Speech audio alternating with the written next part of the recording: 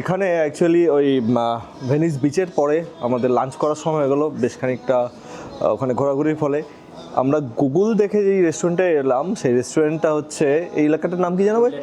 Woodland হিলসে। Review দেখে এসেছি। এখানে এসে যাদের সাথে আলাপ হলো তাদের সাথে আপনাদের আলাপ করে দিই। বল তোমার নাম কি জানো? আমার নাম সামিদুল। সাফওয়ান।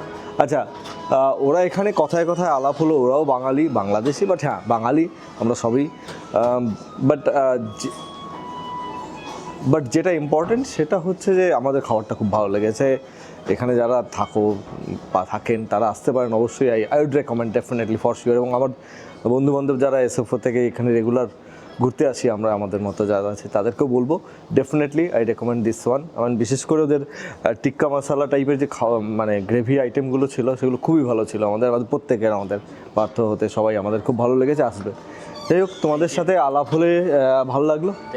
আবার কোনোদিন আসলে দেখা হবে। আর ওরা তো আসবে, ওরা এখানে বার ব্যাংকের কাছাকাছি থাকে। আচ্ছা ঠিক আছে। আমার আরেক বন্ধু, আমার কলেজের বন্ধু, ও থাকে হচ্ছে ওই চিনো হিলসের ওখানে। ওর সাথে আজকে আবার রাতে দেখার কথা, ওকে এরকম বলে দেবো তোমাদের কথা। না, আমরা মিট করবো হচ্ছে আর্টিসিয়াতে।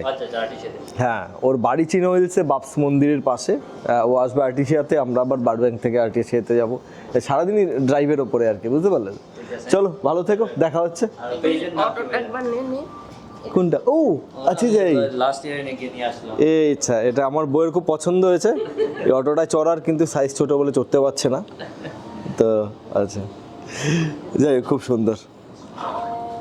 ঠিক আছে, চল দেখা হবে কথা। প্রবাসের দিনলিপি। হ্যাঁ, দিনলিপি মানে রুটিন যেটা, সেই প্রবাস। হ্যাঁ ঠিক আছে, দেখা হচ্ছে। কিরে, কেমন লাগলো? আমরা এসে গেছি বালাজি টেম্পল অথবা ভেঙ্কটেশ্বর স্বামী টেম্পল, যেটাকে মালিবু হিন্দু টেম্পল নামেও চেনে সবাই। বেশ ভালো লেগেছে, বেশ সাউথ ইন্ডিয়ান স্টাইল, তিরুবনন্তপুরম বা ওই সাইডে যে টেম্পলগুলো হয় সেই রকম দেখতে। ম্যাসিভ নয়, বাট যথেষ্ট বড়, মোর দ্যান বিগ এনাফ। আমার খুব ভালো লেগেছে, মানে অ্যাটমসফিয়ারটা এখানে খুব সুন্দর। কিন্তু ওভারঅল চারদিকে পাহাড়, জঙ্গল, প্রচুর গাছ, দারুণ। ওয়াও, ডেফিনেটলি আমি এই টেম্পলটাও রেকমেন্ড করবো এখানে যদি আসেন আপনারা এই দিকটাতে।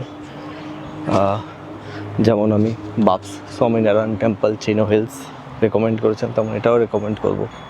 খুবই সুন্দর, অন্যরকম ভাইবস আছে।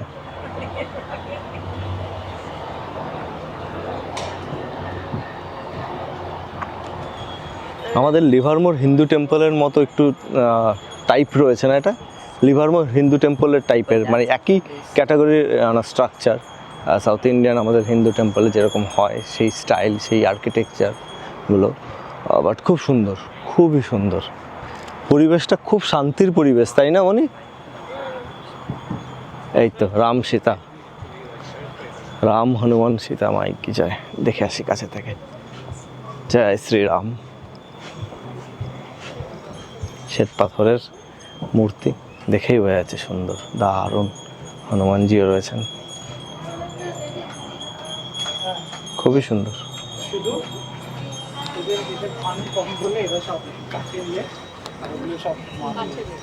খুব সুন্দর, খুবই সুন্দর, খুব ভালো, দারুণ পরিবেশ, পরিবেশটা অসাধারণ। হ্যাঁ, মানে চাতালটা, হ্যাঁ হ্যাঁ, ভেতরে আমি করছি না, ভেতরে হ্যাঁ যাচ্ছি ভেতরে। বিড়লা মন্দিরের চাতালটা যেরকম বসে থাকে সেই টাইপের। এই তুই টুপি পরে নে, ঠান্ডা লাগতে পারে। বা এই কোনায় কে আছেন? ও শ্রীকৃষ্ণ, রাধাকৃষ্ণ, এ তো না দেখলেই নয়।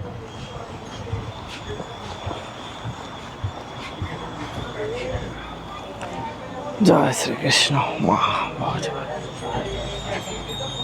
জয় শ্রীকৃষ্ণ, জয় শ্রীরাম।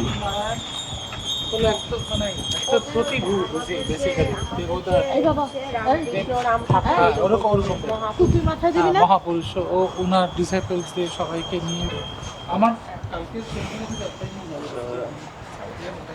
ও আচ্ছা, নিচে মন্দির। এখানে কি আছে?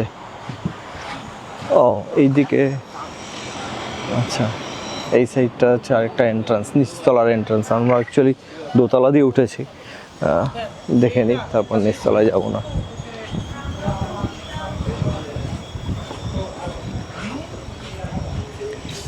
খুবই ভালো, খুবই সুন্দর।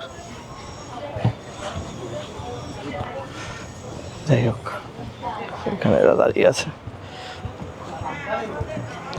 আমার খুব ভালো লেগেছে না, অন্যরকম একটা ফিলিংস। আর এই পরিবেশটা এত ভালো, এত ভালো, চারদিকে পাহাড় এবং জঙ্গল, গাছপালায় ভর্তি, শান্তির পরিবেশ, খুবই শান্তির পরিবেশ।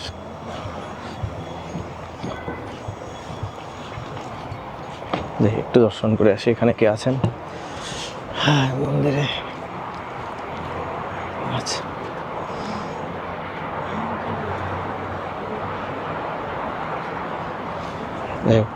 এবার হচ্ছে যে আমি ভেতরে যাচ্ছি, ভেতরে আমি জানি না আদৌ কি ছবি তুলতে, ভিডিওগ্রাফি এগুলো অ্যালাউড কি না, বাট এরকম দুম করে ঢুকে যাওয়া ঠিক হবে না। ভেতরে গিয়ে দেখে তারপরে যদি অ্যালাউড হয় তবেই নয়। আমি জাস্ট পরিবেশটা দেখাচ্ছি চারদিকের আপনাদের, পাহাড়, জঙ্গল, প্রচুর গাছ, বড় বড়, সুন্দর, খুবই সুন্দর। আমার ভীষণ ভালো লেগেছে। আমি এই সাইড থেকে দেখলে, এই সাইড থেকে দেখলেও সামনের গেটটাও দেখা যায়, দারুণ সুন্দর, বিউটিফুল। চল ভেতরে দেখে এলাম মন্দিরের গর্ভগৃহ যেখানে, এখানে নিচের অংশটা আসছে, নিচের অংশটাও খুব সুন্দর, দারুণ দেখতে, এবং ভেতরে এখানেও ঠাকুর রয়েছে।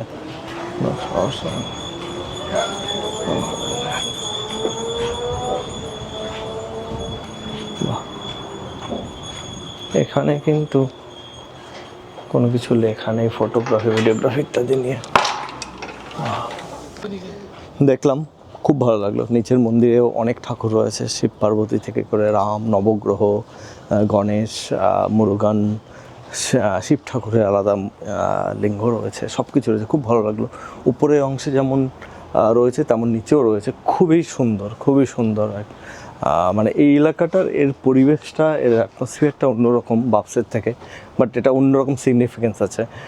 কয়েকটা মন্দিরের কথা মনে পড়ছে, যেমন হচ্ছে যে বলছিলাম বালিগঞ্জে আমাদের বিড়লা মন্দিরে এই চাতালটা দেখে তেমন মনে হচ্ছে। তারপর পরিবেশটা দেখে মনে হচ্ছে আমাদের মাউন্ট ম্যাডোনার সংকটমোচন হনুমান টেম্পলের মতো, সেই রকম টাইপের পরিবেশ। সব মিলে না টোটাল অ্যাস্থেটিক্স অ্যান্ড এভরিথিং। হ্যাঁ বাবা, হনুমানজি, আচ্ছা, জয় শ্রী হনুমান, জয় হনুমান। না না, এটা হনুমান না, এটা বিষ্ণুরই অবতার কিছু একটা হবে। তো যাই হোক, এটা হচ্ছে মালিবু হিন্দু টেম্পল। জানাবেন কেমন লাগলো দেখে। আমার খুব ভালো লেগেছে, আমার খুবই ভালো লাগে যে কোনো মন্দিরে যেতে, ছোট বড় যাই রকমই হোক। প্রত্যেক মন্দিরের ক্যাপাসিটি সব রকম সমান হয় না সব সময়, আই মিন ডিপেন্ড করে ভক্তরা কীভাবে দান করছে। হ্যাঁ, বাঙালি মন্দিরের অবস্থা মোস্ট অফ দ্য টাইম খারাপ হয়, তার কারণ হচ্ছে বাঙালিরা এখনও ঠিক হিন্দু হয়ে উঠতে পারেনি, ঠিক সেই লেভেলে ঠাকুরের কাছে মন খুলে দিতে পারে না। অন্য সব হাবিজাবি পার্টি, ওই পার্টি সেই পার্টি, সেই সব জায়গায় দেয়। অন্যান্য পার্টিবাজি, যেটা হচ্ছে আনন্দ উৎসব পার্টিবাজি, সেই সব জায়গাতেও পয়সা দিতে বাঙালিদের কোনো আপত্তি নেই। হ্যাঁ, ধর্মকর্ম, ঠাকুর, এসব বিষয়ে 1% বাঙালিও মন খুলে, হাত খুলে দান করে না। সেই জন্যই বারবার বলি, বাঙালিরা এখন পর্যন্ত ঠিক সঠিক অর্থে হিন্দু হয়ে উঠতে পারেনি।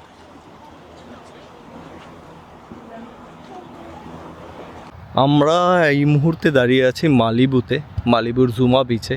কারণ অনেক ইংলিশ সিনেমায় এই মালিবু বিচ, মালিবু এরিয়ার কথা বলা হয়েছে, অসংখ্য জায়গায় আমরা দেখেছি।